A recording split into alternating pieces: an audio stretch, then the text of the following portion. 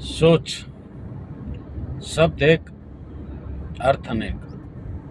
गीता में श्री कृष्ण जी ने कहा है, दृष्टि बदलो सृष्टि बदल जाएगी। आज 16 अगस्त है, कल था हमारा 15 अगस्त। 1947 को भारत को आज़ादी मिली,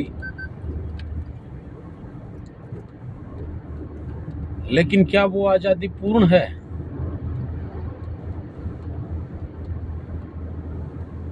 इस पे एक बार सोचना। देखिए, सोच का मतलब ही ये है कि अपना एक अलग एंगल सोचना। मुझे लगता है कि आज़ादी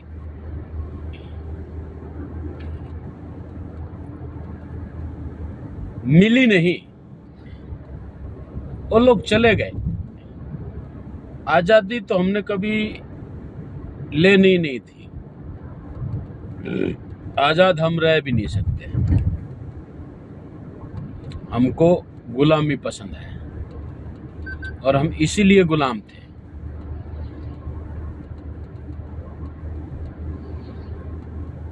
क्योंकि जो आप सोचते हो ना, वैसा ही आपका जीवन निकलता है।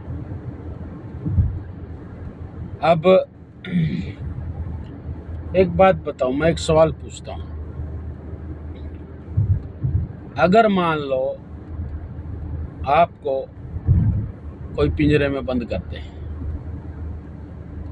और अत्याचार हुए और आपको डरा धमका के पिंजरे में बंद करते हैं और कोई आदमी आके आपको निकालता है, तो आप क्या करोगे? उसका धन्यवाद करोगे, उसका एहसान मानोगे। लेकिन हिंदुओं के साथ ये स्थिति नहीं है। हिंदू टोटली उल्टा सोचते हैं। हिंदू को जो लठ मारता है, जो हिंदू की बहन बेटियों का रेप करता है, जो हिंदू के छोटे छोटे बच्चों को भालों पे टंगा देते हैं, ये जो हिंदुओं पे अत्याचार करते हैं ना, हिंदू उनको अपना माई बाप मान लेता है। जो हिंदुओं को तोपों से लगा के उड़ा देते हैं, उन सब को ना हिंदू अपना माई बाप मान लेता है और उनको एक तरह से पूजना शुरू कर देता है। ये चीज याद रखिए। अब मैं इतनी बड़ी बात क्यों बोल रहा हूँ? अब आपसे एक चीज पूछता हूँ। आज भारत में जितने भी मुसलमान हैं, ये अरब देशों से आए हुए हैं क्या? क्या ये आताताई थे? क्या इनके पूर्वज आताताई थे?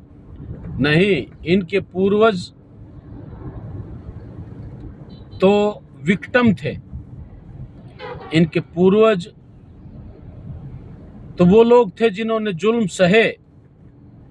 इनके पूर्वज तो वो लोग थे जिनके छोटे छोटे बच्चों को भालों पे की नोक पे टंगा दिया गया। ये मुसलमान जो आज भारत में हैं, ये वो लोग थे, इनके पूर्वजों को कत्लो गारत किया गया, इनकी बस्तियों को जला दिया गया और तलवारें और भालों से जबरदस्ती इनसे इस्लाम कबूल करवाया गया। मुझे सहानुभूति है और मुझे दुख भी है। उस समय उनके हालात जैसे रहे होंगे, मजबूरी में उन्होंने लेकिन दिल से नहीं अपनाया था, डर से अपनाया था। लेकिन आज आताताई, मल्लेच, मुगल तो सब चले गए। अब भी उनकी मानसिकता को फॉलो करना, ये मानसिक गुलामी है। और फॉलो करना वहां तक चलो एक बार समझ में आता है। आप लड़ते किन से हो, किन के विरोध में हो? हिंदू भाइयों के, जो उस समय आपके पूर्वजों के, ये कोई दूसरे थोड़ी हैं, हैं? एक ही परिवार से रहे होंगे, आज अलग हो गए। जब भी कोई बुजुर्ग मुसलमान बोलता है तो ये सब मानते हैं ना कि हमारे पूर्वज हिंदू थे। तो हिंदू थे तो क्या स्वेच्छा से थोड़ी मुसलमान हुए थे? उनके साथ अत्याचार हुआ, डरा के धमका के उनको मुस्लिम बनाया गया था। आज मान लो वो लोग नहीं है, आप आजाद हो, तो खाली शारीरिक आजाद हो, मानसिक भी आजाद हो जाओ। अपने घर में, अपने परिवार में, अपने भाइयों के साथ वापस लौटाओ। अब तो आपके ऊपर कोई दबाव नहीं है, अब तो कोई अत्याचार नहीं है। अगर आप वापस लौटाओगे, एक साथ रहोगे भाई, देश मजबूत होगा, फिर हम विश्व गुरु होंगे, फिर सोने की चिड़िया होंगे। तो उसके लिए पहले हम लोगों को एक होना पड़ेगा। ये आज जितने ईसाई मिशनरी हैं, कभी सोचे आज थोड़े से लालच के लिए जो आप लोग ईसाई धर्म अपना ले रहे हो, सोचो क्या 13, 14, 23 साल, 25 साल, 28 साल के भगत सिंह की कोई उम्र थी फांसी लटकने के लिए? अगर उनको मालूम होता कि कल तुम 2 बोरा अनाज के लिए वापस ईसाइयों के गुलाम हो जाओगे, ईसाई धर्म को अपना लोगे, तो क्यों वो अपनी जिंदगी दिए, क्यों फांसी लटके? इससे अच्छा तो गुलाम ठीक नहीं था, वो भी अपनी जिंदगी जी लेते। आजाद क्या के लिए कराए थे? ताकि हम अपनी खुली आजादी में, अपनी संस्कृति में, अपने देवी देवताओं के साथ अपने धरती पे अपने तरीके से जी सके, ना कि लादी हुई डर के, लालच से, दबाव से, जैसा भी करके लादी हुई संस्कृति को ढोने के लिए क्या हम आजाद हुए थे? मैं तो बोलता हूं, जितने भी मुस्लिम भाई इस देश में हैं, जितने भी ईसाई मेरे भाई हैं, ये मैं इनके प्रति कोई घृणा नहीं रखता, मैं बिल्कुल गाली नहीं देता, मैं इनको भाई मानता हूं। मेरा हो सकता है गलत रास्ते पे चले गए हैं, तो मैं कोशिश करूंगा और आखिरी सांस तक कोशिश करता रहूंगा इनको वापस लाने की अपने साथ, क्योंकि मैं जानता हूं ये लोग अत्याचारी नहीं थे, ये लोग आतताई नहीं हैं, ये सहने वाले हैं, ये बर्दाश्त करने वाले। इनके ऊपर अत्याचार हुए थे, ये विक्टिम हैं, तो ये हम हैं, हमारे साथ हैं, हमारे लोग हैं। समय काल कुछ चालाक लोगों ने राजनीतिक तौर से लाभ लेने के लिए या जो सदम भगवान के रावण जैसी प्रवृत्ति जिन्होंने यूज करके इस देश को भ्रम किया, गलत इतिहास पढ़ाया गया इस देश में। मेकाले की जो शिक्षा पद्धति लाई गई, आप एक छोटा सा, आज पढ़े लिखे हो, आप थोड़ा सा एक विचार करो ना। आप घर में अगर कोई जानवर भी लाते हो तो उसको अपने तरीके से ट्रेंड करते हो ना।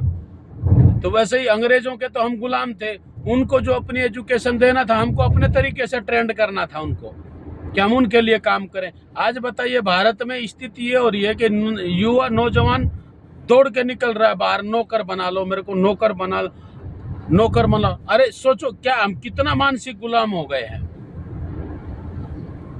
हम मालिक बनना ही नहीं चाहते, हम आजाद, हम नौकरी चाहते हैं।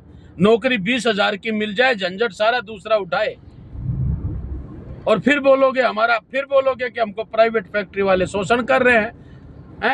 आज बोलते हो ब्राह्मणों शोषण, आज से 50 साल बाद बोलोगे प्राइवेट बिजनेसमैनों ने आपका शोषण किया। शोषण नहीं, क्योंकि आप खुले में जीना नहीं चाहते हैं, आपको खुला में पसंद नहीं आता है, आपको आदत हो गई है गुलामी की। एक बार सोचिए,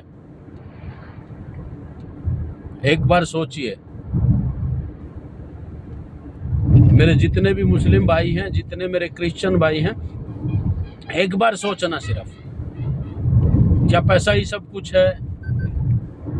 क्रिश्चियनों से बोलता हूं, इतना पैसा धर्मांतरण के लिए विदेशों से आ रहा है, ये गलत है।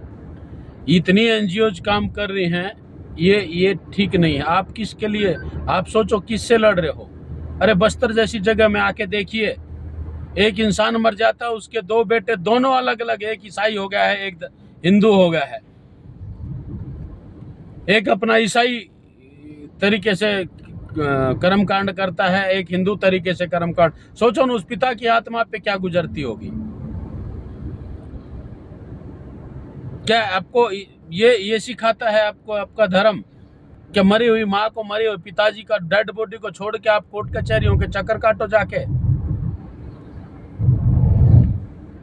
एक बार सोचना जरूर, एक बार विचार जरूर करना आपने। जय हिंद।